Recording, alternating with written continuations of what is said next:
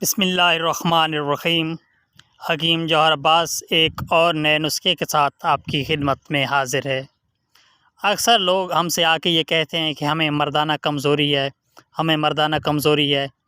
اور آپ یقین مانیں کہ 18 سے 20 سال کے لڑکے بھی آ کے ہمیں یہ کہتے ہیں کہ ہمیں مردانہ کمزوری واقع ہو گئی ہے۔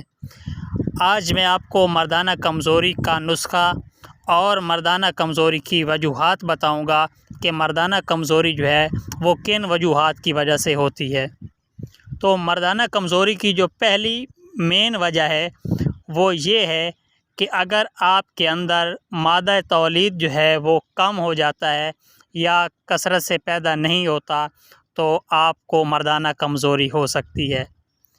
اور اس کی دوسری وجہ جو ہے وہ یہ ہے کہ اگر کوئی بات آپ کے ذہن میں بیٹھ جائے یا ایک بار آپ ہم بستری میں فیل ہو جاتے ہیں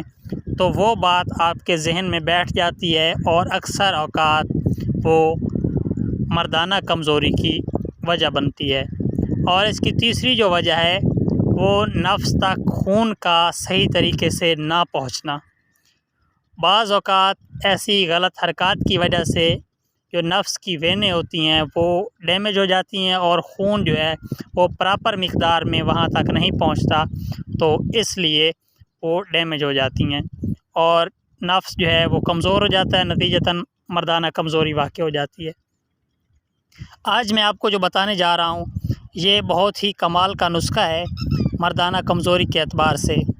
تو اس میں آپ نے جو چیزیں لینی ہیں وہ سب سے پہلے 1 تولہ آپ نے تخم ریحان لینا ہے،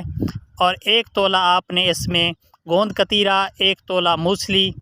اور 4 ماہ سے آپ نے تباشیر لینی ہے، اور 5 گرام آپ نے اکر کرا جو اچھے والا ہے وہ لینا ہے،